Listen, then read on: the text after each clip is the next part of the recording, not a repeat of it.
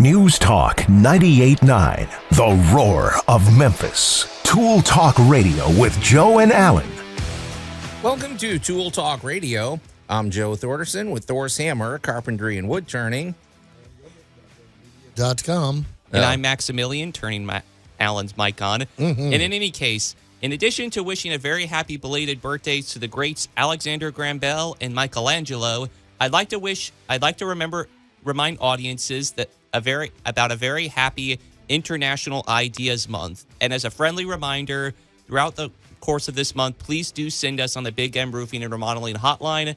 Either call or text us with your finest or worst ideas that you've had in the realm of home improvements. Well, Max, am I allowed to contribute an idea? Because, yeah, I think I'm going to, because it might grease the skids a little, but I think it's a warning tale, and it might help some other future homeowner down the road. So, all right, maybe Allan can chuck one in there too. So, I'm coughing up the prizes. Okay. Yeah. Yeah. Can you give yourself a prize? Because we, Max, you had said that whoever sends us the best idea, or maybe the worst idea, the most noteworthy idea, is going to get a Tool Talk Radio prize pack. At the end of the month, or during the last episode of the month, we've been keeping score. I think Agent 732 is in the lead at the moment, but so far it's your duty to try to outdo them. So, okay, well, here we go, Allan. You know, I say this every week, but really, I'm looking at this page of notes. I don't know why, but I bet I got 3 weeks worth of notes in front of me. So Easily. I'm just trying to handpick a few. Well, Allan's week in review. We know we're going to get to that. It looks like another positive week. It looks like you were undergoing, it looks like you had some pretty good projects to work on, right? There was an electrical rat's nest in there that had to be taken care of. But otherwise, no, it was actually a great week. I actually got to build a kitchen island. Okay, there we go. Kind of cool. Kitchen islands, I specifically wanted to chime in on that later, because that's an interesting project when you make an island. So, okay, in our continuing series, so as a subset of great moments in building history, we've got a little ongoing series that we're going to do, the history of great building materials. Now, we've got two. We're going to try to tackle two every week.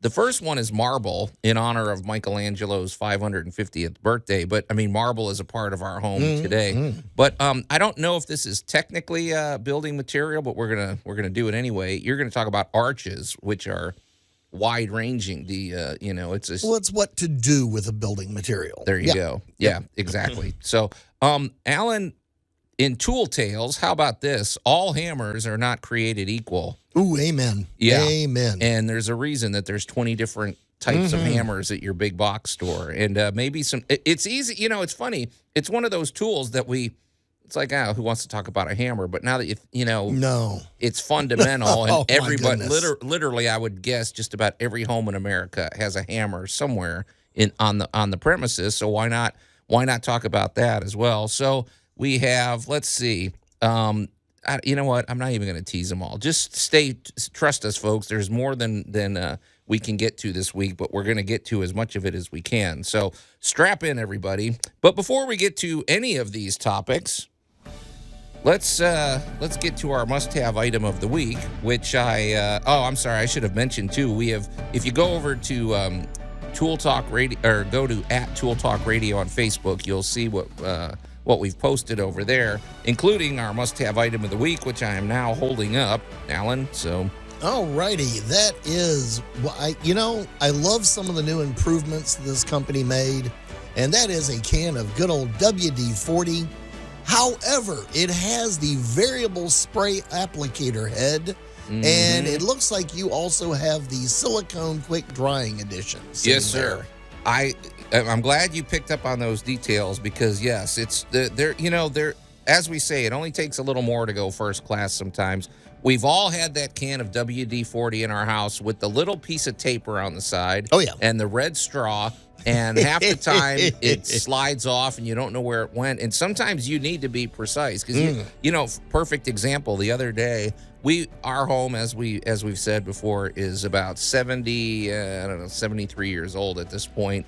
And those the type of doorknobs and things we have, because we have the original hardware. Well, they squeak. And so if you get up in the middle of the night to go to the bathroom, everybody hears a click and a D and a and it's annoying. Yep. And so one little dab of WD-40 inside, it really works wonders. But the thing is, you don't want to saturate it. So this little adjustable nozzle is great. And I like that. So this one, folks, is the nozzle is actually attached.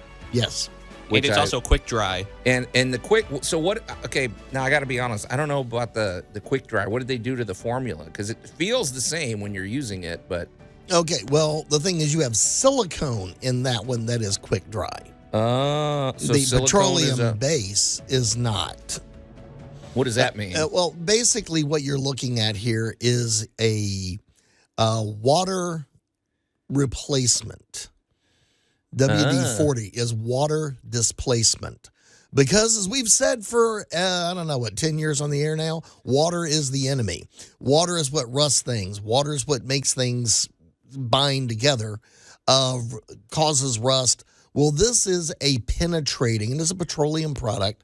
It is a penetrating product. It's designed to get in there and provide a little bit of lubrication so that water is displaced. Interesting, because, I think you've told me that before, but it is odd. WD-40 sounds good, because if you had like SO-40, like spray oil 40, right? SO-40 doesn't roll off the tongue like WD-40. Well, and why is it 40? Well, and there was the tragedy of WD-22. So you just Okay. It's WD-40. It's basically a chemical formula. And they basically thought WD-40 sounded great. But the WD is for water displacement. It's cool. I mean, that's great. And I will say, though, as a kid, because we had our WD-40, and one thing when I was a kid, we rode our bikes everywhere. And as a result, I learned to fix things on my bike myself, even when I was 9 or 10 years old. However, one thing I did learn is that WD-40 is not a replacement for grease. Grease, no, you know what I'm saying? Like if you it is not. If you take your bike apart and you got those ball bearings that are encased in grease and everything, don't just, wipe them out and then just spray some WD-40 in. So it's, all lubricants are not created equal, basically. So well, and that is why I'm going to go back to commercial dryers and stuff that I used to work on.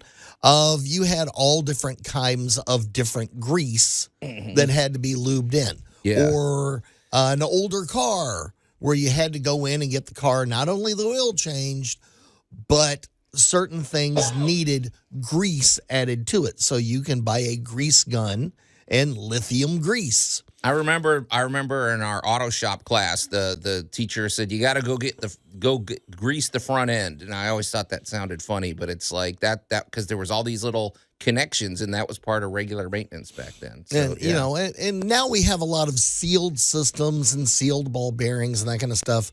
WD-40 is not designed to constantly lubricate and remove heat from ball bearings. There you go. It is designed to displace water so that you can get down in there and release something. Now, here's a real trick.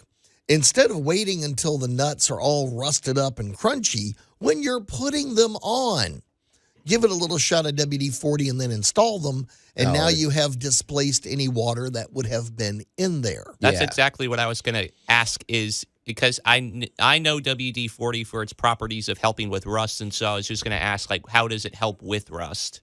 Is it breaking it down, sort of, or is it? Well, again, it's displacing water and giving you a petroleum product, giving you a chemical product to help loosen things up a little bit, to break those bonds.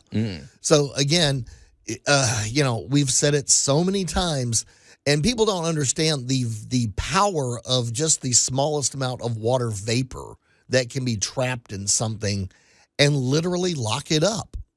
It's funny you say that, because there's a show that I love watching, and I've told you guys about this. It's called Rust Valley Restores. Yes. It's over on Netflix. And the reason, well, I mean, among other things, it's just really funny. But also, these are guys that fix cars, and they're into the classic muscle cars, and so they're in older cars. So they're constantly in a situation where they're opening up engines. Yes. And this and like the Mike Hall, he goes, Man, I bought this engine. It's supposed to be brand new right out of the case and whatever. And then they open up the heads and there's rust. There's rust everywhere. And somehow a little pinhole or a little something of moisture got in there and sat for 20 years and rusted. It's amazing that this little bit of water can defeat metal. Well, I mean, it just sort of makes you think about nature. Well, it is the natural thing of how things want to bond together. Right. Things like becoming oxides, a.k.a. they like bonding with oxygen. Thank goodness hydrogen gets along with it, or we wouldn't have water. Yeah. But rust, is simply iron oxide.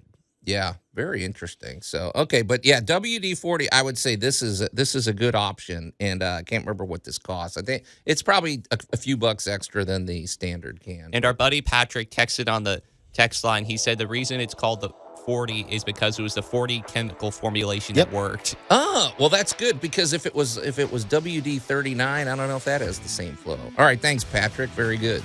All right, well, here we go, you guys. You're listening to Tool Talk Radio. When we come back, I'm going to tell you about a really bad home improvement idea that I underwent. Tool Talk Radio with Joe and Allan. Oh, look, John, it's red pine. They were going to put flecked linoleum over this beautifully preserved, knotty red pine. Most people in this world, John, are... News Talk 98.9, the roar of Memphis. All right, good job, Max. I like that one. And welcome back to Tool Talk Radio. In this case, I actually agree with Ron Swanson. I'm Joe Thorderson with Thor's Hammer, Carpentry and Wood Turning, here with my buddy Allan Gilbreth from darkoakmedia.com and our pal Max over there behind the glass. And if you're just tuning in, our must-have item of the week this week was a can of WD-40 with the silicone-based quick-drying formula with the adjustable spray nozzle. And off the air, we were just sort of discussing, one of our listeners, Patrick, chimed in and reminded us that the reason, so WD stands for water displacement. He had said it's number 40 because that's how many attempts it took. It was the 40th attempt. Yeah, Yes. and we were just saying how serendipitous that was, because my guess would be if you were marketing this stuff, you would call it like SO, like spray oil or something, but WD-40 just rolls off the tongue. So very serendipitous, or else maybe the marketing department played fast and loose. I think there's a little marketing math in that, but it's a great name. It's a great product. It's been around for honestly decades, and anybody who has ever tinkered in the garage, has a can or more than one can, or definitely should have a can. Absolutely. Okay. All right. Well, Max, let's shift gears here. Well, did you have something? We actually had an important call to action from someone on the text line. Oh, okay. I'd say this kind of comes first. Sure. It's water is the enemy, and Susie, you are apt to remind us of that. Okay. Calling in for advice. This is dripping. I'll show you the picture in a sec. Okay. I just found it last night. Can I turn the water off and on at the toilet until someone can fix it next week? Oh. There's a wicked scar at the bottom of her can. So what do we got, Alan? I can't see the monitor, so I'm assuming it's a leaky tank or something. Or what she has is a cracked toilet basin. Susie, turn that water off. Tell her. Yeah. That sounds like a rock song. You can turn the water off, Susie. Don't panic. There is a little water shutoff right there next to it. Go ahead and turn that off. And unfortunately, where that crack is, it's going to drip out the entire contents of the toilet. Where is this crack? I can't see the picture. It's in the bend. Oh, it's in the actual toilet tank. It's in the actual porcelain itself. You know what, Susie, though? It's easier to just get a new toilet at this point. Oh, well, she's going to have to get a new toilet. Yeah. That is a foregone conclusion. But to stop it from leaking, just so she doesn't freak out, even though you've turned off the water in the bowl is going to continue draining out through this crack in the actual bend in the porcelain. So even though you've turned off the water, it's going to continue leaking for a little bit. So put you a nice big towel down there, and the bowl will empty completely. Can I say something else about this? Since, Susie, I feel your pain. I mean, we've all faced this situation with a toilet leak or something, but also So here's a couple things to keep in mind, because I doubt you have a spare toilet just sitting in your garage No. ready to go. And maybe now replacing a toilet is not as scary as you think. It's more of a question of finesse, like getting it seated properly, and also spend the extra $5 to get a really good wax ring. Yes. Get the good wax ring. Don't get the cheapo one. But Susie, what I was gonna say is, even when you drain this, because what you're going to do is turn the water off, there's a little hose that you're going to see at the bottom of the tank, and it's going to go into the wall. Those little, I find, Allan, that those little cutoffs are notoriously temperamental. Like, you think you have it off, but you got to give it that last little push. But sometimes if you give it that last little push, it starts dripping at the base. Like, what's wrong with those things, man? Because well, it's just worn out. Okay. However, the thing is, if it's not dripping, keep in mind the tank above is separate from the bowl. right. So the water in the tank does not flow into the bowl until you pull the handle. And then it flows into the tank, pushes whatever is in the tank in the bowl, pushes it through and down through the curve in the toilet that you see on the side, and away into your septic it goes. So what has happened, though, is something has obviously struck, hit, moved, of whatever has damaged the side of her toilet. So the water in the tank is not flowing into that bowl. Yes. So whether you turn the water off or not, the water in the tank will stop. It has a fluid master up there that says, we're full, we're waiting on you to flush.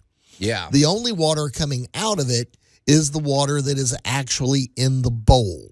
And that is going to flow out because of where the crack is, no matter what you do. Well, Susie, here's another thing to keep in mind. So, but I mean, personally, if it were me, I'd want all the water out. Like, I don't like that. Oh, yeah. ticking You're going to time need bomb. you're going to have, replacing the toilet is a foregone conclusion. Get some towels you don't care about. Yep. I mean, and to put those around. And what I was going to say, though, is once you flush it down and the water is stopped and it's not coming in anymore, there's still water in that S bend, but There won't be. It's cracked at the S bend. Oh, is that where it's coming out? It's going to drain out. That's why it's like this Okay. toilet will empty itself completely. Okay, but here's what I was getting at. Now, if there is no water in there, you're going to have the fumes coming from your sewer line, which Correct. you don't want. And so you want to do something to keep those out, right, Al? I mean, either lay a towel over the just top take of the you a tank. big old rag and put it in the bottom of the bowl, and that is be more than sufficient to stop the air. Yeah, but this toilet has seen its last day, Susie. It is. So, but shop around a little bit for. I mean, installing a toilet, you could either do it yourself, or you might, if you have to hire somebody. Don't let somebody charge you $500 for this job or so. I mean, this is not an earth-shattering You will project. discover, however, toilets are shockingly heavy.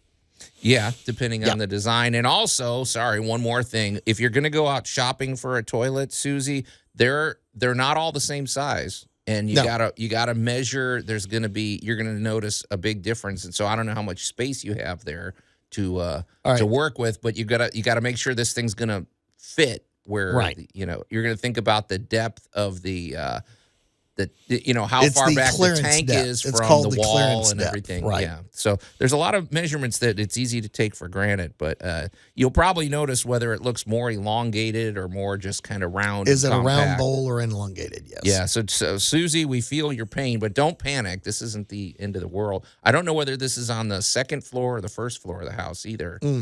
Maybe, Susie, you could send us some more information, but boy, that's weird. That's an odd place to crack. I just wonder if maybe the toilet wasn't seated correctly, and every time somebody used it, it put stress on it or something. I've even seen them where there was a flaw in the toilet. Right. Yeah. I mean, it's porcelain. There could be It can crack and break. Allan, this is just sort of a brief aside, but what would you say was the weirdest thing you pulled out of the toilet once? Well, we know that. Well, it's a tie. The strangest thing I've ever pulled out of an actual toilet trap in the S bend is a pair of dentures. I thought it The was worse strangest than that. things I've ever had to extract because of a toilet was a full-length bed sheet, That's what I was about to say. and that was an adventure. That was an adventure. Oh boy. Okay. Well, Susie, thanks for the question, and we sure hope It's not it's not a horrible You're buying a problem, toilet. but you're getting yourself a toilet. So, all right, well, let's shift gears. So, Max, I've got a story of woe. Ooh, looks like a loose nail. 1 out of 25 ain't bad. You don't have any code violations, do you? Nope. How many times do we have to teach you this lesson, old man? What do you think of the house that Love built? Oh, shoot. Okay.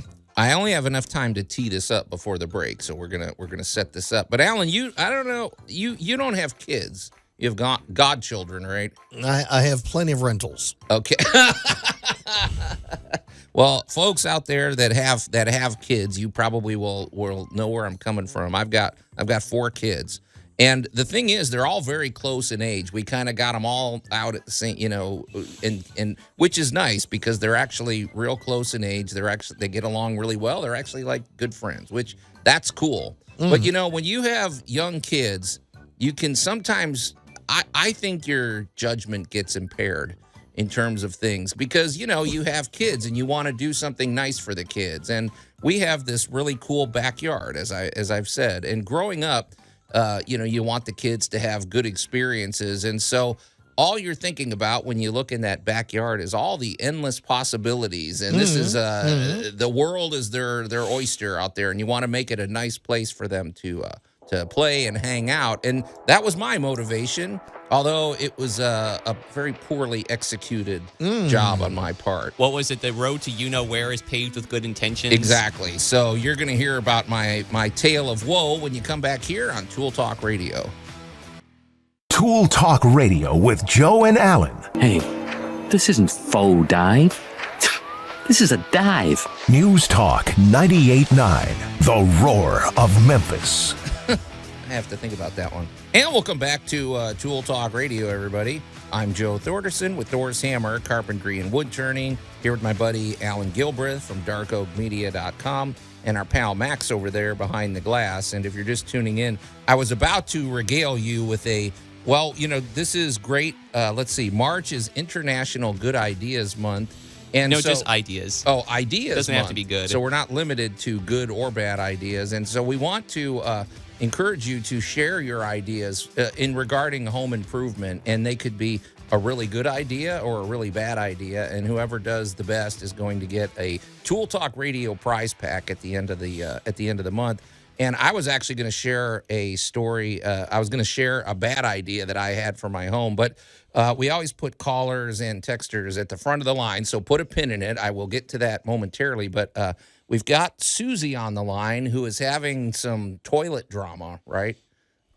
Susie, Yes, Hi. We feel your pain, but don't panic. This isn't the end of the world. But you sent us a picture of it looks like it's leaking and there's a crack at the bottom of the S-bend. Is that right? So That's right. I was shocked, actually, when I found it yesterday. I came home from work and noticed a little pool of liquid, and I thought, oh, boys are so disgusting. I thought they had peed, and I couldn't figure out how they had peed on the side of the toilet. So I cleaned the bathroom, and when I was underneath, I saw the crack.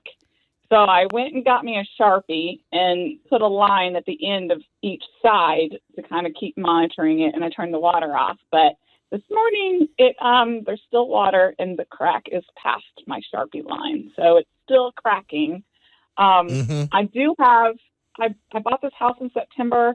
I have a home warranty, so I put in a claim for it last night. But if I've learned anything from this warranty company is that they're probably just going to deny it anyway. So I need to figure out what I'm going to do. Well, I only have one bathroom, so I need a toilet that works. Oh, this is the only one. And I'm wondering how old are the kids?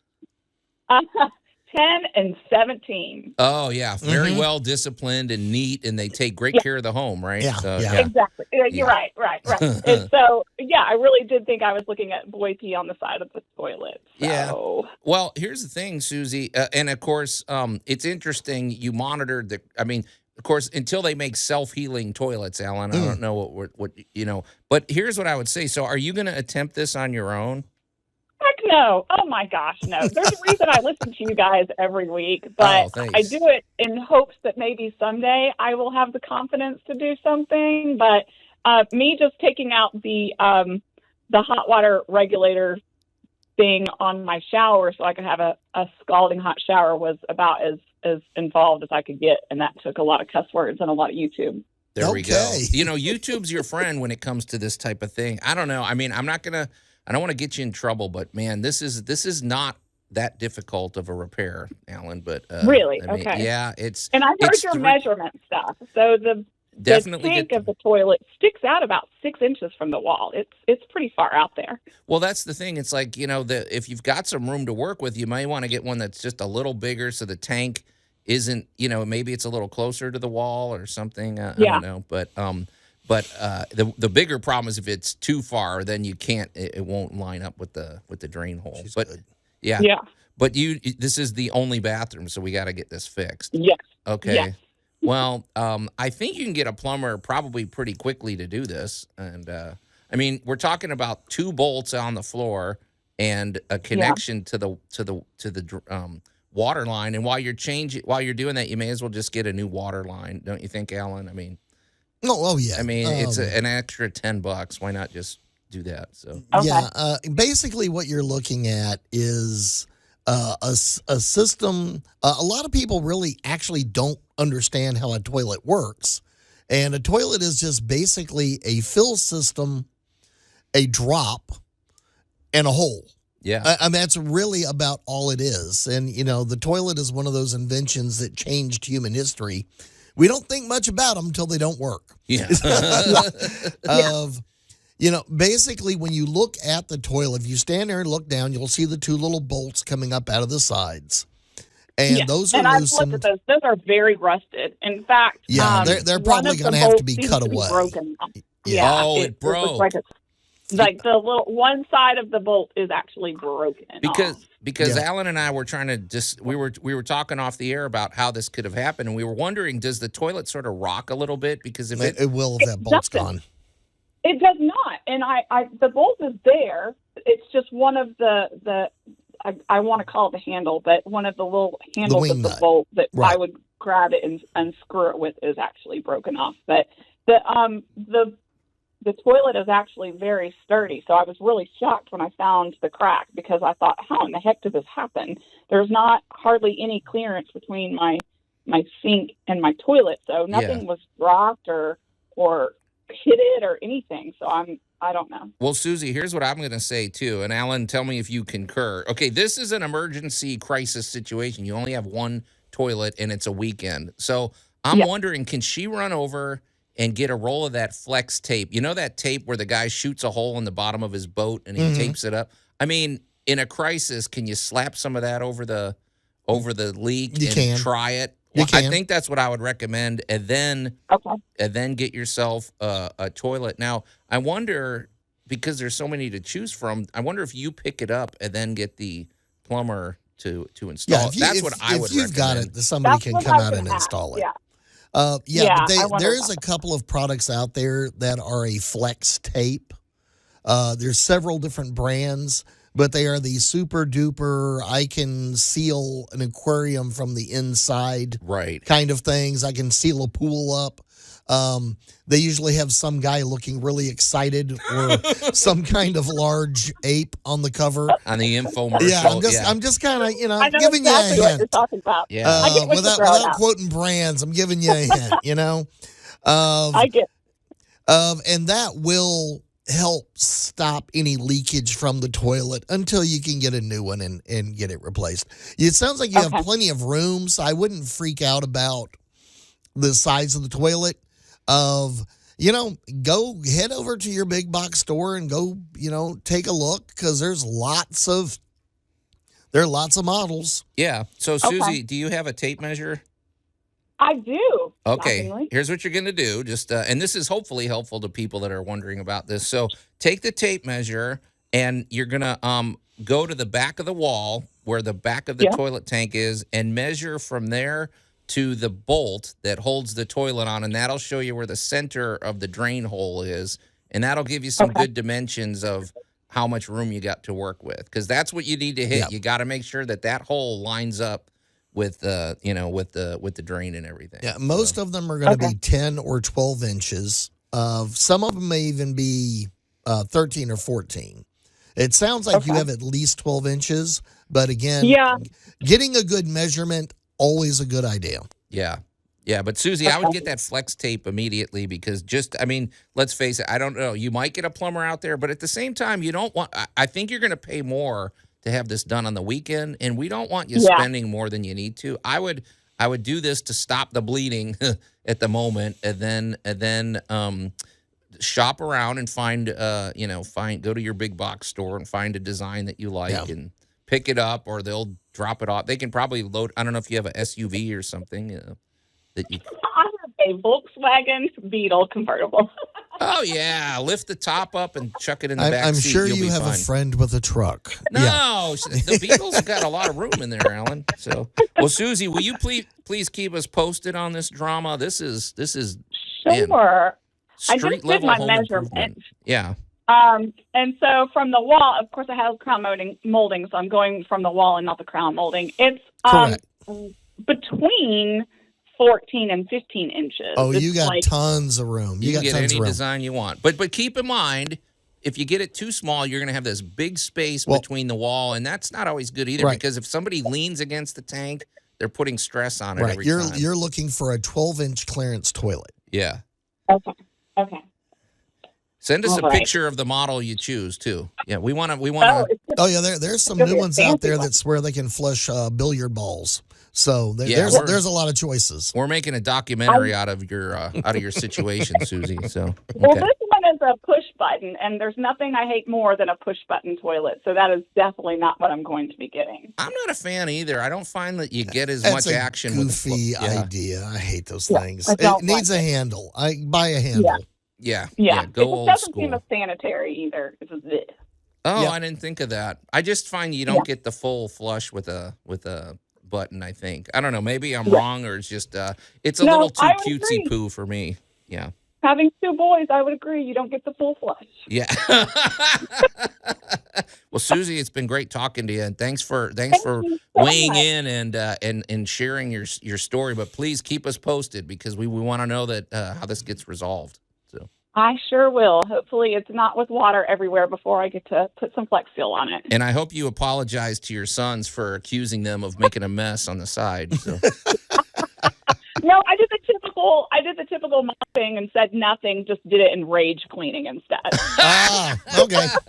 There you go. I don't know. These things have lasting impact. I think you need to humble yourself, Susie. Trust me.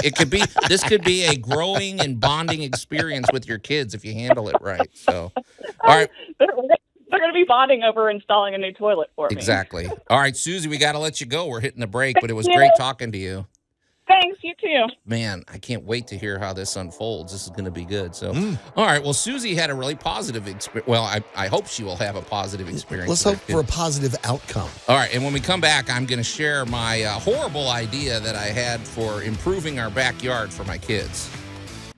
Tool Talk Radio with Joe and Allan. I just want to tell you both, good luck. We're all counting on you. News Talk 98.9, the roar of Memphis. And welcome back to Tool Talk Radio, everybody. I'm Joe Thorderson with Thor's Hammer, Carpentry and Wood Turning, here with my buddy Allan Gilbreth from darkoakmedia.com and our pal Max over there behind the glass. And if you're just tuning in, boy, it's been a morning of drama and excitement and action. And, I can't wait to see how this toilet repair goes with Susie. I'm hoping by next week she'll have it resolved and have a nice working toilet, in the house. So Susie, keep us posted on your progress. In a minute, we're going to get to my tale of woe that involves a home improvement project that I underwent for trying to make the backyard a more enjoyable place for my kids. But before we do that, we want to talk about making your home more enjoyable by having a solid foundation. Our good friends at Groundworks, we're really happy to welcome Groundworks to Tool Talk Radio. And Allan, I don't know. What is more important than the base of your home? Your foundation is everything. And we're talking about if you live on a slab, or if you have a basement or a crawl space. They all have different dynamics. And they have different dynamics depending on, if you live on a hill, or if you live at the bottom of a hill, or if you live, you know what I mean? When the very house much was so. built. There are issues of every, we haven't totally perfected home building. We've improved it a lot over the centuries, but when you have foundation problems, it's not always obvious right away. You might find that you have ants crawling up this one particular side of the house. You might find that there's an odd musty smell. The floors might creak when you walk across that one particular spot, but foundation problems are nothing to play games with, and you cannot ignore them until they make self-healing foundations. You're going to need groundworks. Well, they're going to come out, and it's a free inspection, which is great. And this is a nationally highly ranked company. This is what they specialize in, and so they're going to investigate, and they're going to find the source of the problem. And one of the things too about foundation problems is it sounds scary. Immediately right out of the gate, you think, oh my gosh, I have a foundation problem. My house is going to fall into a sinkhole. And, but really it's usually just more of a matter of taking care of the drainage and making sure that's done properly. And it usually involves water in some capacity. And that's why you need groundworks to come in. They're almost like the detectives. They come in and they solve the problem. But get in touch with them. We love the folks at Groundworks, and they're going to take care of your problem and get you on firm footing. Go to groundworks.com and book your free inspection today. Okay, well, Allan, getting back to my story. So this is in response to March being International Ideas Month, and so we're accepting good ideas and bad ideas. Well, so as you know, I have a lot of trees in my backyard. I have a pretty big backyard, and my wife and I, when the kids were young, we wanted nice activities that they could do in the backyard. Well, we had a branch that is on one of the trees that stood out a little bit horizontally. And that was before I met you, and didn't realize that a horizontal branch isn't something you actually want on your tree, right? Yep. Can you tell us real quick why that is? Because this plays a role. Well, if you have a branch going straight out. It is just basic building, what we would call that physics. Yeah. Because it is not the strongest spot in that tree. Bingo. Let's just put it as really not the strongest spot in that tree. Right. It was high, though. So it was nice and high. We had a horizontal branch. And, of course, this was back when you're seeing everybody's got these swings. And it's not just a little swing set. We're talking swings that you hook to a tree, and you're swinging, you're you and tossing three this friends rope, are out there swinging. A 50-foot, high thing, and you can really get cranking and stuff. So, so we had this limb, and all I thought about was, man, this would make a great branch for a swing. Oh, I bet it would. Yeah. So I took a rope. Well, so there's several flaws in this whole design. I took a rope and I tied a brick around the end, and I threw it up. It took a few tries, but I threw it up and looped it around, and so I got it over the branch, right? Right. Well, I thought, okay, I'll make I don't want to use the word noose, but it was kind of that same thing. You make a loop at the top, and then pull the rope through, and then pull it up. Well, there's design flaw number one, because Allan, what if I ever want to take this thing down? It's kind of now permanent. Yeah, I mean, how do you really do that and I'm not going up there and trying to climb across this limb. And design flaw number two was this limb at the point of contact where this rope was probably, I don't know, man, it might have been 6 inches in diameter. Right. And of course, so in other words, this was not the most. You're a good several inches shy of where you should be. This was not the most robust. Whatever. Little on the thin side. So, but I kept plugging along. I wasn't thinking about any of this. I mean, I was a young, whatever. I just was thinking of how much fun my kids are going to have. So I built under a tree branch. Yeah, I built a little swing. I just built the swing. I was into making everything myself. Right. So I built a swing. Well. And I think my son I let him test it out first. Well, if you have, I don't know what the mathematical calculations are on this, but Allan, if you have a branch that is a good 30, maybe 40 feet high, and you have a rope that long, and you get swinging, how high off the ground is your 4-year-old son now? And, let's just say you can make quite the semicircle. Yeah. I going mean, this up kid's, and back. Yeah, he was a good 20 feet off the ground. Yeah, we were at somewhere between broken bones and contusions. Right. Yeah. No safety harness, no whatever. No. I brought my wife out, and I said, hey, check this out. And I thought she was going to strangle me. You know, it's like, are you out of your mind? Look at this. And I'm like, well, he's holding on. He's holding on for dear life. Yeah. But so then it's like, okay, well, now I have to construct some sort of safety mechanism. So instead of just going to the store and buying the safety harness or the child safe swing, I went and made like a little rope thing that loops under their arms. Oh. And then they hold on, and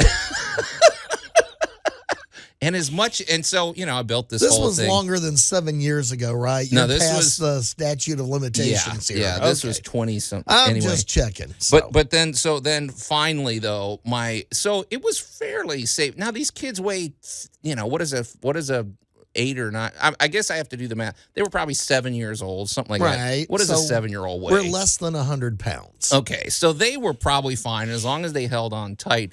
But then, of course, my wife couldn't resist trying this, and so we get swinging, and then we hear this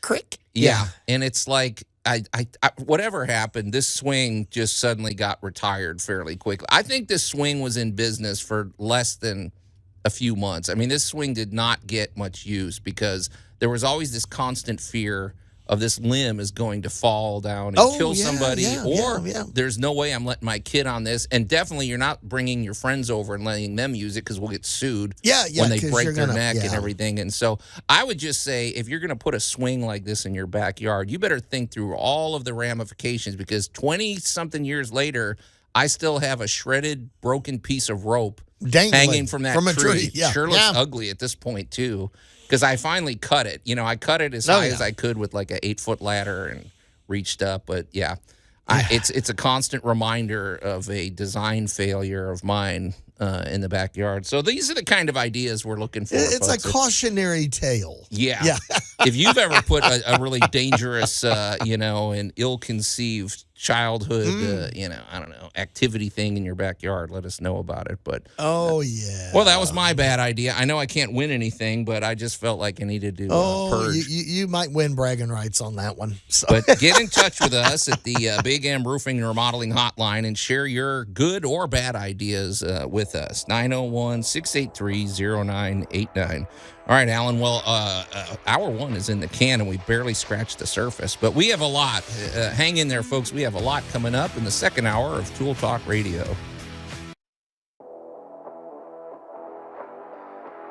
News Talk 98.9, the roar of Memphis. Tool Talk Radio with Joe and Allan.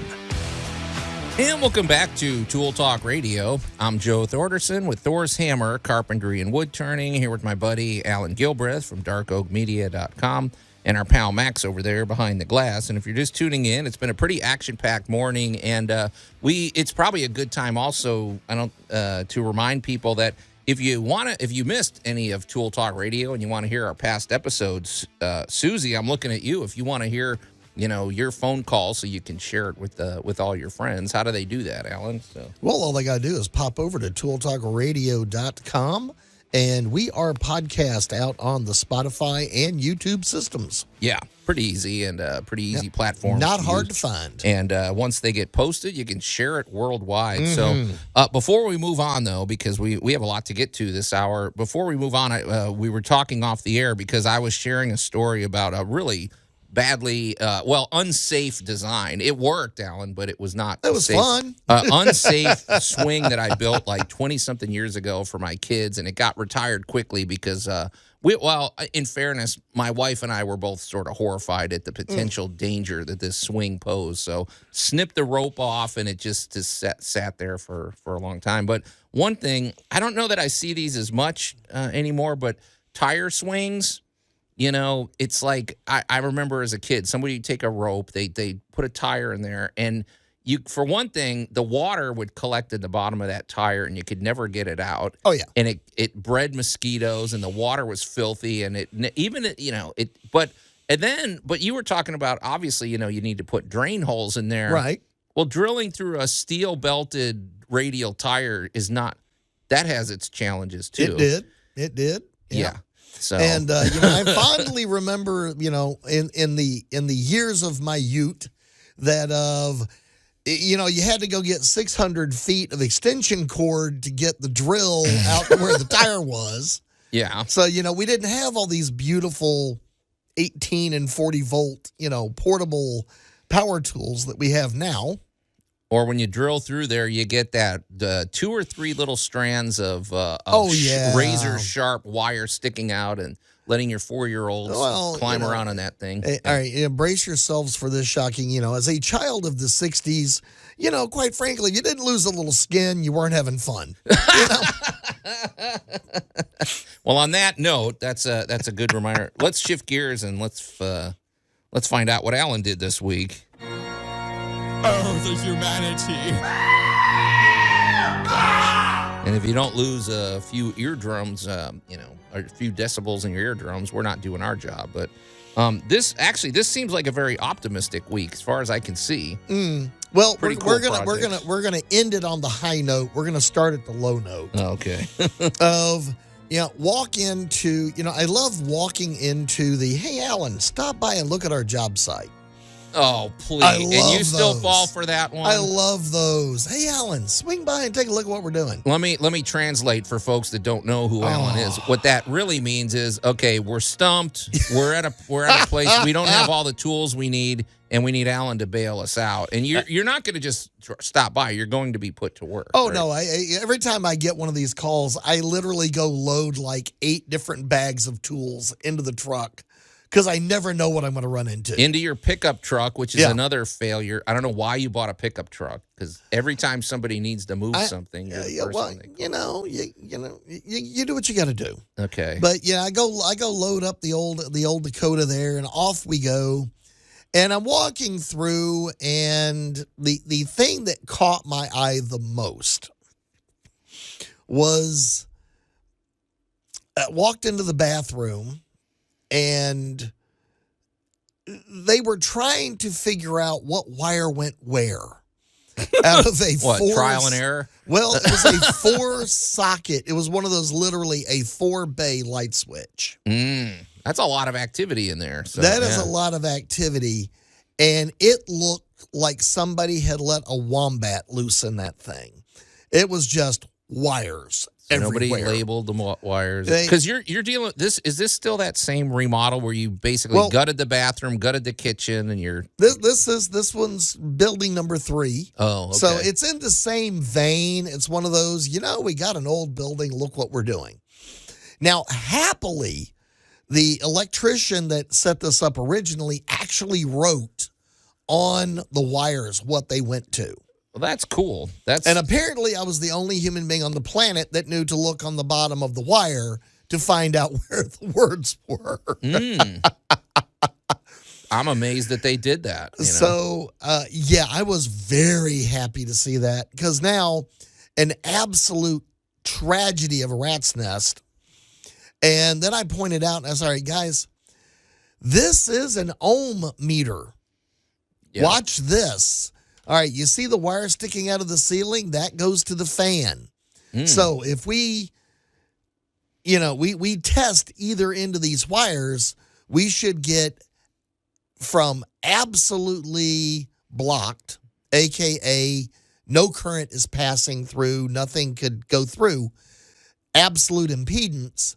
But if you touch the right connector to the right end of the other wire, look. Oh, look, that's how you know that wire in the ceiling is this wire over here in the wall. So 30 minutes of this with a little ladder work and a little perseverance, we had confirmed the wire that said fan went to the fan. The wire that went ceiling light went to the ceiling light. The light that went to the bathroom light went to, Yeah. So once we got that reconfirmed, Then it was just a matter of, okay, let's start hooking up the switches. Here we go. An hour later, and apparently this wall had been torturing them for a couple of days.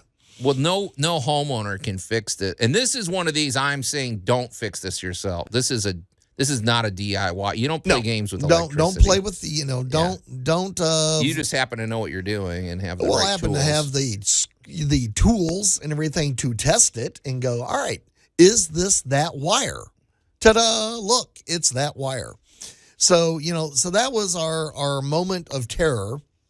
The other one at the original at House 1 of it's time to put in, dun-dun-dun, the kitchen island, which is the centerpiece of the entire front of the house. May I ask a question, though? So we're talking about a kitchen island. Is there any sink or stove going into this? Yes. Okay. Is it gas stove or electric? No. The sink is going in the island. Okay, so not a electrical. Nope. No. There's boy.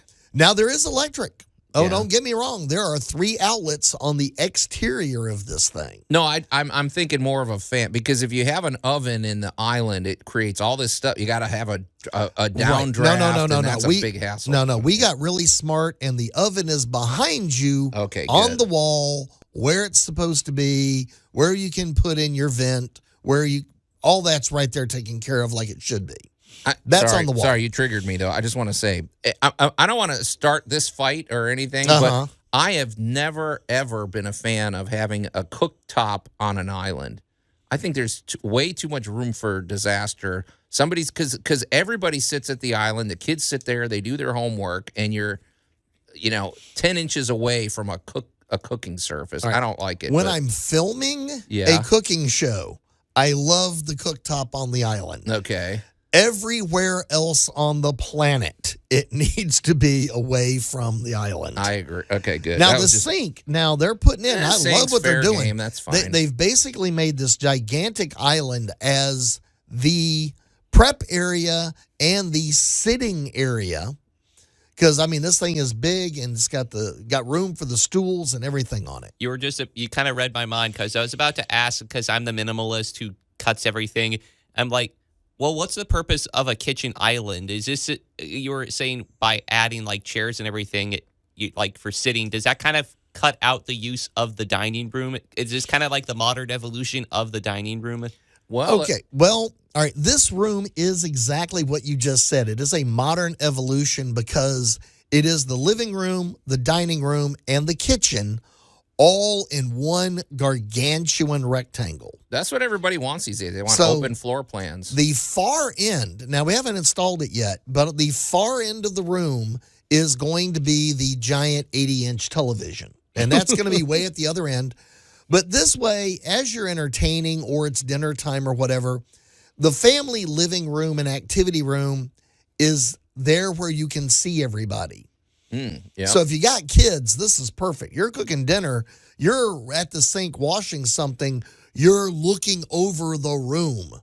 Well, and talk about airflow and everything. Well, for one thing, you're more interconnected with your family, which is a good thing, I hope. And plus, the air is you're not separating everybody. Yeah, so having the sink as a part of this island is fabulous. So we did the cladding on it.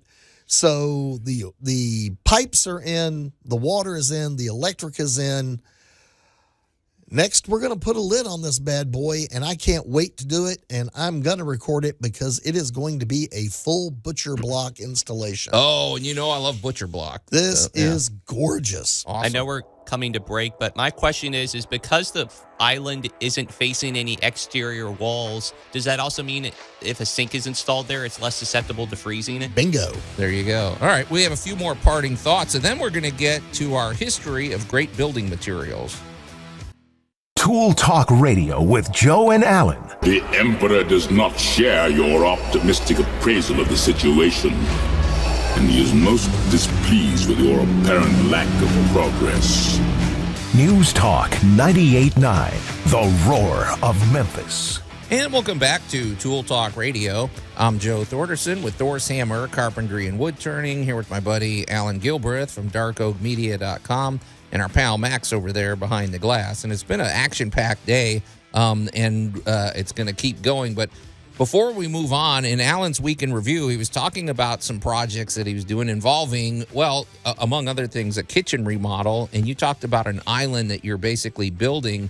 And one of the things that's great about building an island in the kitchen, if you have room for it, well, now you're putting an island down that is basically, it's got a sink. And so that sink has got to go where the plumbing is. Yep. But after that, it's fair game. So it's like, because sometimes you might think, man, that looks very complicated, building an island. Actually, building an island isn't all that difficult in terms of if you have a certain amount of space, you're putting cabinets, you're lining them up, you're connecting them, and you are basically putting something in the back. The one you had wainscoting in the back of this, then you paint it and all. But one thing I will say, one of the rookie mistakes I see with islands, and you've probably seen this too, if it's, well, I wouldn't say it's a mistake, but it's just something to consider.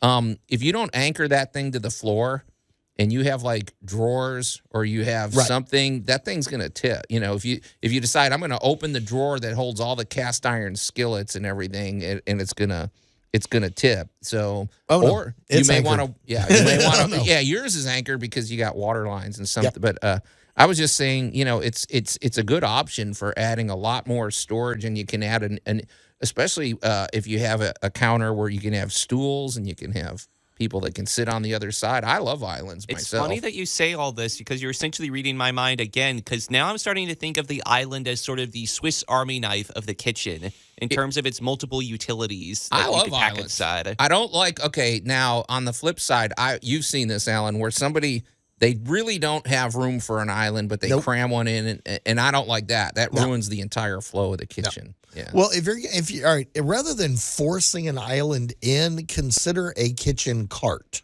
Right. Consider having something mobile that will accomplish the same thing that you're looking for. Yeah.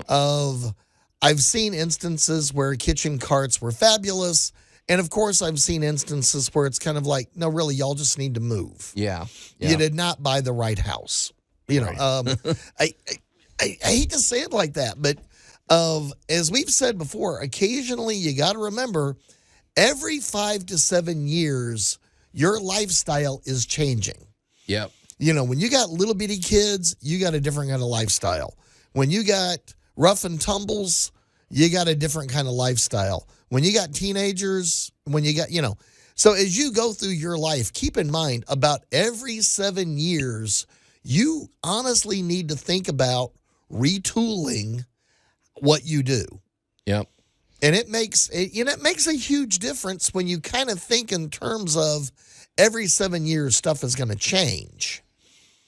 And that helps avoid what I like to call legacy hoarding, because stuff you really, really needed 15 years ago, you're never going to touch again.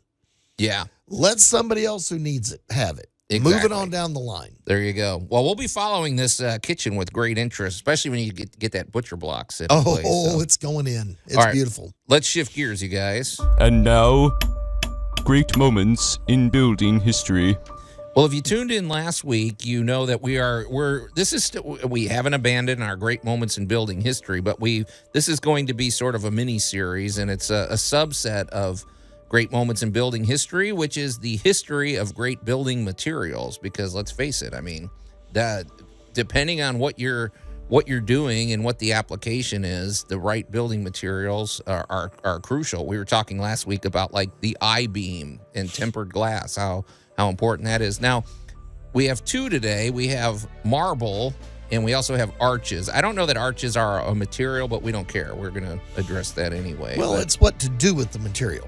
But the one that I'm actually least familiar with, and I know what it is, and I've done a little work with it, but not nearly as much work as probably you guys have done, or you have done, Allan. But marble, well, this is in honor, right, of Michelangelo's 550th birthday this week. But you were more interested in marble too, weren't you, Max? Well, because of Michelangelo and because of the scientific properties behind marble, like why we use it. Because I seem to remember when we were discussing the Parthenon and its marble structures, how it sort of was really good at keeping everything cool. Like there's a lot of scientific properties that lends it to be used for sculpting or building pillars or arches or whatnot. Well, I wanted to ask you about all that, Alan, because, well, okay, for one thing, I just want to just make a comment since we are talking about this. When I was 9, I think I've mentioned this before, we were really fortunate. We had my brothers and I and my mom had an opportunity to go to Italy, and we went to Rome. We went and saw,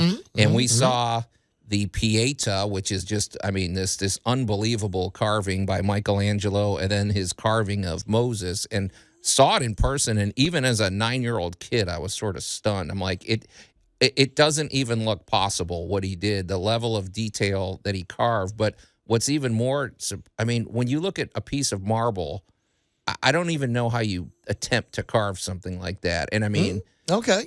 So I don't know. It just looks like a very temperamental thing and a very delicate, I don't know. It sounds like a really, really big example of measure twice, cut once. Because if you cut the wrong way, David's nose is gone. Yeah, that's what I mean. But I mean, you know more about the properties of marble, so. So I'm going to sound like one of the Golden Girls for just a moment. And I'm going to say, picture it. Tuscany, Italy. Yeah. And we're going to go to a place called Carrara. And it's in the mountains. I knew you were going this. It was discovered thousands of years ago. And this is why we got so many beautiful statues. This is what is known as Luna marble. Luna marble. Luna marble. marble. That white and gray and black stuff? This is exactly that. This is that white statue grade marble. And it happened to be in the neighborhood of, well, the Roman Empire. I mean, Rome, the heart of civilization at that point. So, the Etruscans, everybody, had access to this little part of the bottom of the Alps there. And all right, what this is let's figure out what the heck marble really is. Marble is a metamorphized rock. What does that mean? It was originally one kind of rock, went under a lot of pressure, and you got a second kind of rock. It's kind of like diamond. No. In terms of compression, though. Yes, it is in terms of the compression, because we're going to start with limestone. We're going to start with coral. Okay. Good old coral, good old calcite, basically rock form of carbon dioxide. Okay. And you get enough calcite, you put it under enough pressure, you put it in the mountains, and congratulations, you got marble. How about black marble? That's something I was intrigued by. Marble, it's just a matter of what is actually in it, because that makes it magnesium could be in there, rust could be in there.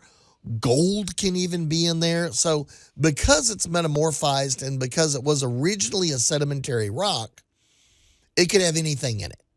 So that's why we get the beautiful veins, we get the colors we get all the different varieties.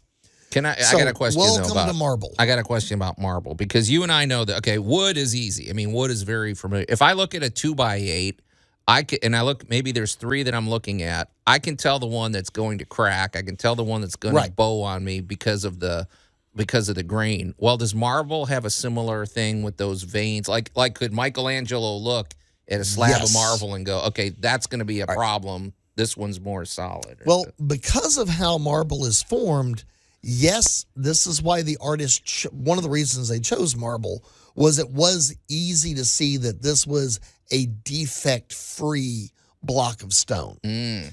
And let's face it, these guys used some pretty big blocks of stone.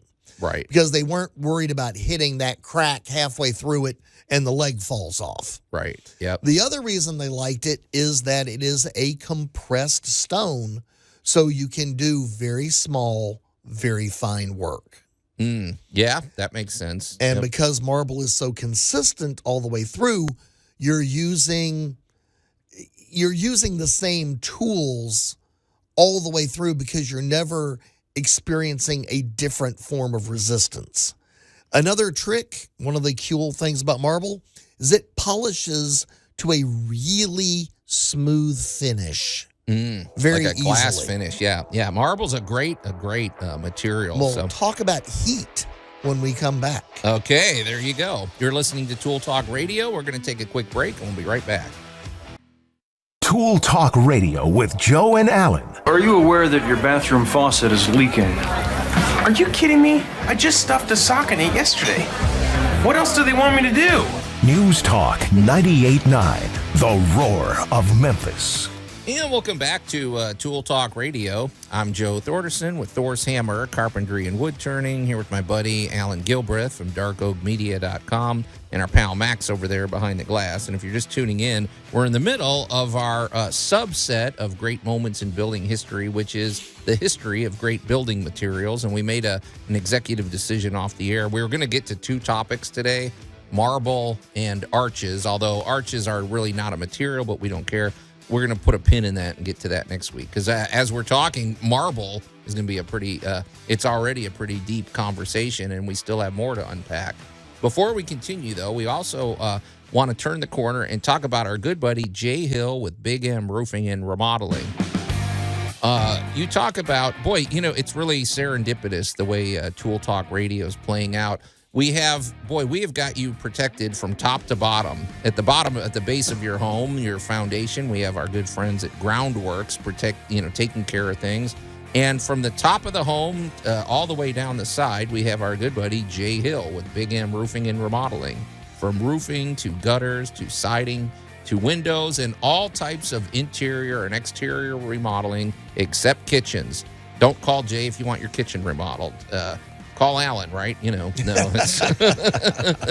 But if you have any issues with your roof, especially, oh my gosh, these, you know, the roofing, the siding, the gutters, the windows, these are all systems. These all have to be installed correctly. And you also want to use the best materials possible. There's a huge difference in gutters, the seamless gutter. You need the right technicians to put your gutters in, because these all have to work harmoniously for the protection of your home. When we talk about Jay's roofing expertise, too, we want to remind you that Jay is always 5 stars with the Better Business Bureau. He's a GAF Master Elite Installer, and we love GAF because they are very innovative. They're always at the cutting edge of roofing technology and creating the best roofing systems you can have. Also, one thing that sets Jay apart, which has really benefited Allan and I and many others in the Mid-South, is the fact that Jay is a former insurance agent, and he uses that to his advantage because many times in a situation where you might have damage to the outside of your home, navigating that process is a real challenge, and you have to do things in the correct order. If you suspect that you might have damage to the outside of your home, call Jay first. He should be the first person you call. It's going to be a free consultation.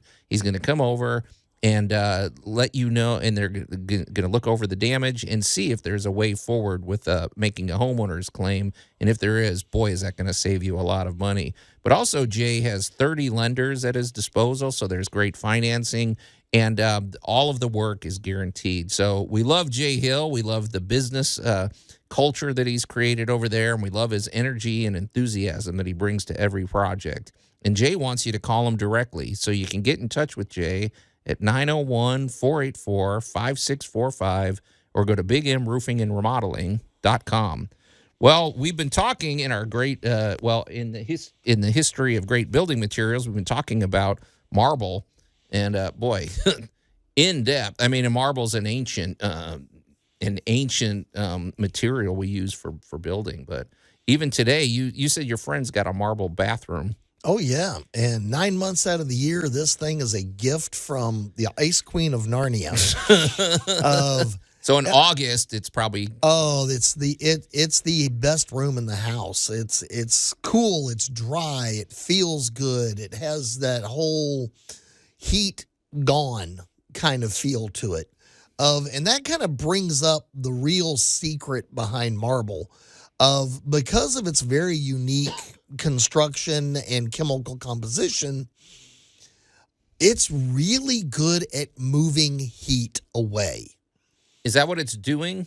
It is dissipating heat. It is one of the best heat sinks ever. So that you're nice and warm, you pick up a piece of marble, it always feels cool. Because, well, it's dissipating heat as well as you can produce it. Now, this brings up a lot of interesting ideas. Mediterranean, nice and warm. Well, you put in a marble hallway back when, we were walking around in sandals and barefoot all the time, and suddenly that hallway felt really good all year long. Yep. Yeah, they didn't have air conditioning, so they had to think about all these things. So, well, you had to get the airflow right. We've talked about moving the air many, many, many times.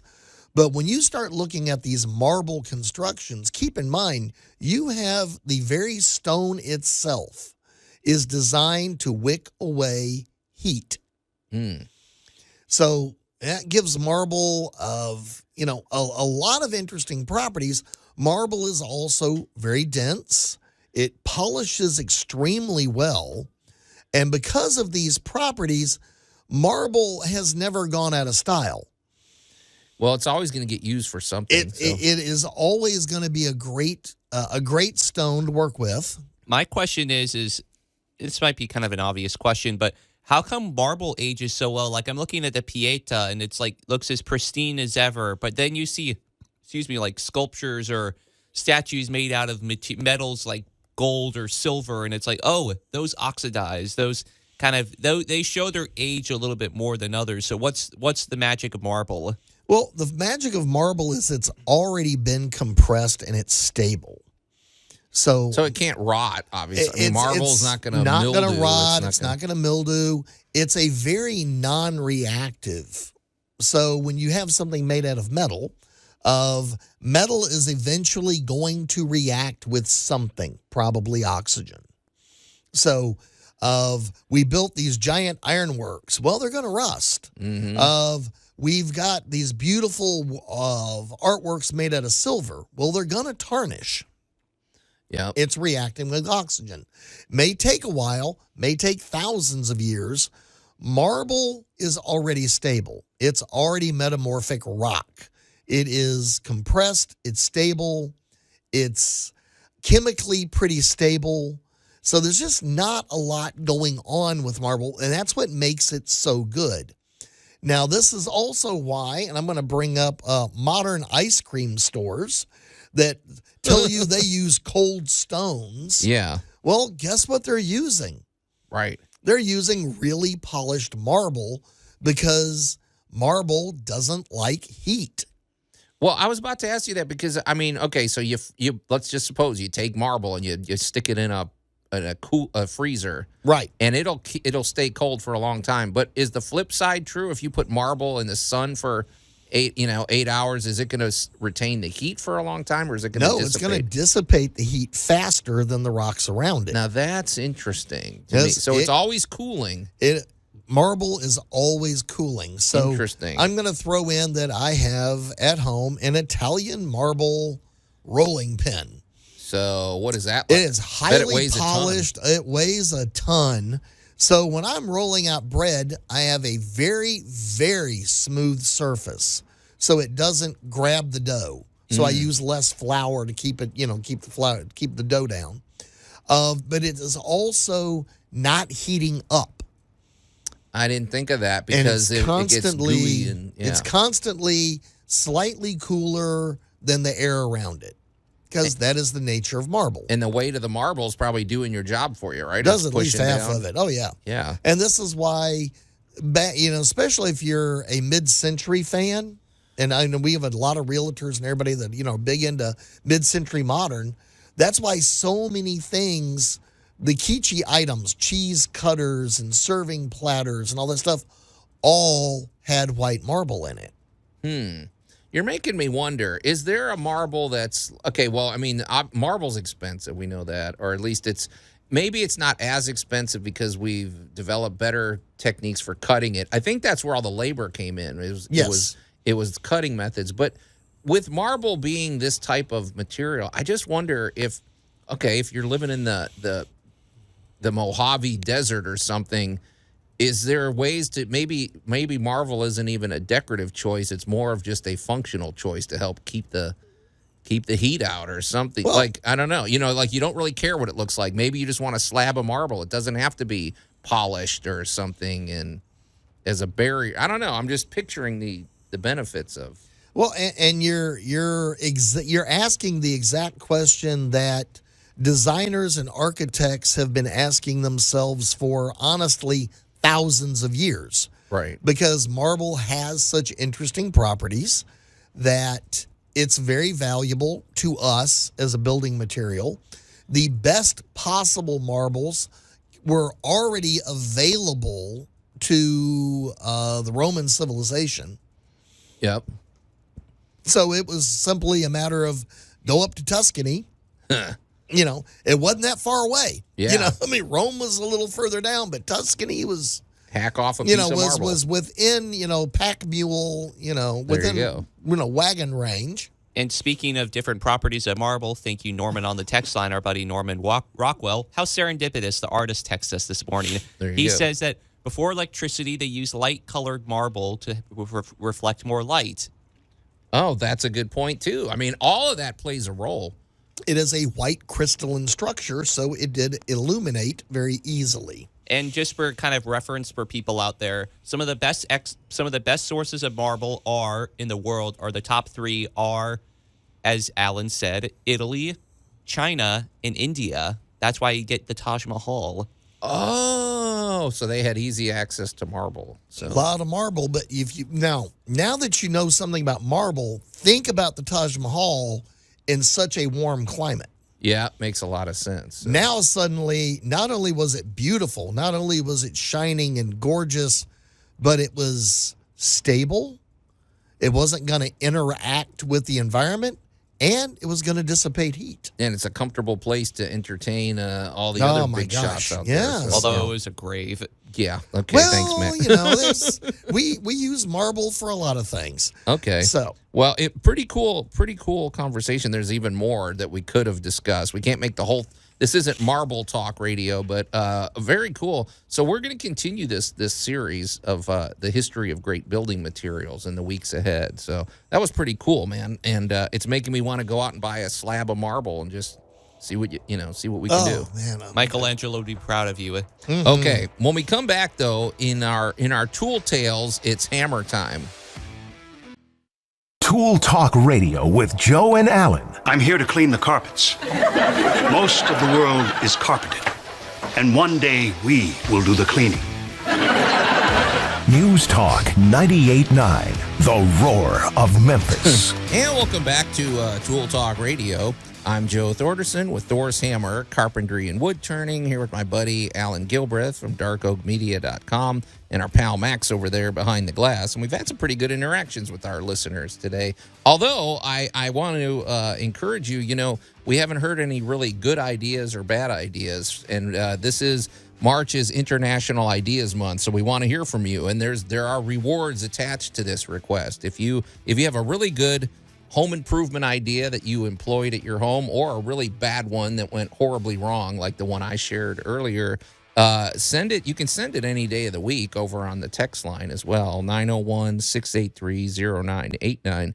Pictures are preferable if you have a picture of this disaster or this triumph. But if you do, at the end of the month, Allan is going to award a Tool Talk Radio prize package. So, including among them marble busts of Joe and Allan. There you go. Before we move on, though, we were talking off the air. Boy, talk about some of the works of Michelangelo, because this is his 550th birthday we're celebrating. And the precision, if you want to go down a YouTube rabbit hole, just study some of the works of his.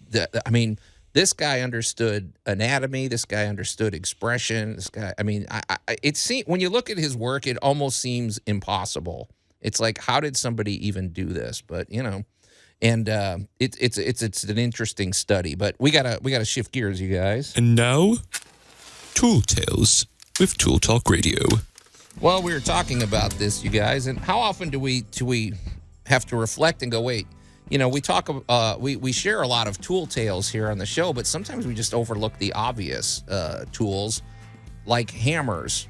We want to talk about hammers today, because not all hammers are created equal. And it's easy to just say, well, let's go buy a hammer. But you really want to think about the hammers that you're using. Is it kind of like a similar logic to like how people say, oh, let's get a Coke, when they mean that it's actually a soda? Yeah, I guess. They just misuse the word. I guess. I guess I doubt there's anybody listening. Even if you rent an apartment, I bet you have a hammer somewhere in a drawer. But let's face it, Alan, I mean, there's many uses for hammers. And if you get the wrong one, it's going to be, you want to get the right hammer. So let's talk about this. Well, let's start with just the absolute basic idea of a hammer. Okay. It is basically a really hard object attached to a stick. I mean, just fundamentally, you could have a at rock the end of the day, it is a heavy weight on a stick, and you whack something with it. Yeah. Over time, over thousands of years of human history, the need to smack the heck out of something has really never changed, but we've become a lot more refined in what we do. And currently, there is anywhere from 20 to 50 different kinds of hammers, loosely defined as heavyweight on one end, stick on the other, that are available at your local big box store. It's funny when you said that, because I was just going over in my head. I thought, well, I feel like there was only about maybe 20 different varieties, because I was thinking, okay, well, you could have 6 different brands of claw hammer. You have 5 different brands of sledgehammer or something. But the more I said, no, there probably is. I mean, there are ball peen hammers. There are, framing hammers. There's a lot in there. But, I would say one of the things that I feel like you want to consider when getting yourself a hammer is, for one thing, it needs to be the right size. If you get if you get the one that's a little too light, you don't really get the power behind it. But it's amazing what a difference even like 5 ounces in a hammer can make in terms of using it, especially if you're going to use it on something repeatedly and you're going to use it all day. Your arm can get tired, and then you lose precision in your swing and everything. And then you're going to hit something you wish you didn't want to hit. Right. Well, we'll start with the claw hammer, and that is what we consider the classic hammer. It has an impact point on one side and claws on the other, and we use it to pry things open. We use it to knock stuff shut. It is your basic, fundamental, everyday hammer. Yeah. The next hammer that most people know is a framing hammer, and a framing hammer, while it is similar to a claw hammer, also normally has a nail slot. I was just about to ask that. You guys keep reading my mind today. Well, what is the purpose of that? Well, the nail slot is so that you do not put your fingers in there. So let's say you're framing something. So we're going to be using, as we call it, the 6-penny nail. That means it weighs the same as 6 pennies. That's all it means. Right. So we got a 6-penny nail, which is about 6 inches, 5 to 6 inches long. And it will fit in that slot on a framing hammer. So now you have what is called the tap-in. I feel you got to explain it, because old hammers didn't have this thing. No. This slot. Yeah. Now talking about the magnet and all the other. Well, you got magnetic framing hammers and all kinds of stuff. But the framing hammer was basically your good old-fashioned construction, we're building a house hammer. This is brute force. You want to drive a nail in 2 swings. So, well, it's a bigger hammer. It's a heavier hammer than the claw hammer. It has a bigger head, and the head has generally got ridges.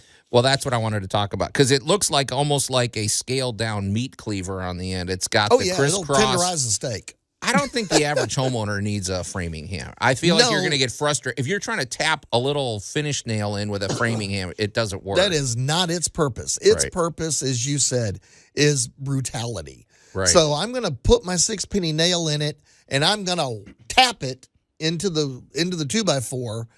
I'm going to pull my hammer down slightly, and now I got a nail stuck in the wood, and now you can pound away. And one little thing. Oh, go ahead, Max. I was going to ask, or kind of maybe just point out another thing too with the difference in hammers is the heads, the materials on the heads. Like a mallet might have a little bit more rubber on it. Or I was looking at a picture of some of the hammer that Michelangelo would have used. It looks like just like a cylinder, like just a rubber cylinder on there, rather than like a head that's kind of running perpendicular to it. Yeah, I guess he needed something that wasn't going to be cumbersome. And a lot of what heavy. he used was also rolled leather. Yeah, that's what I was thinking. Yeah, he was using, they didn't have rubber back in those days. They would roll up leather and have a leather mallet so that they could strike softly, or as they call that, it is a soft-faced or a non-marring hammer. You got rock hammers, you got brick hammers, you got mallets, you've got dead blows, you've got welcome to, and of course, my favorite category, the sledgehammers. Oh, yeah. Full destruction. Oh, my gosh. I have had one sledgehammer who is actually named Smack. Everybody that works with me knows his name. And it is a 10-pound sledge with a full-length handle. And I have had that darling since about 1986. Yeah. Does the power of a sledgehammer come in addition to its weighty head, also like the length of the pole, too? Yes. Oh, yeah. Yeah, it's physics. I was about to say, we're going to have to pick up this conversation when we come back, because it's not just that. It's physics. It's about the swing technique.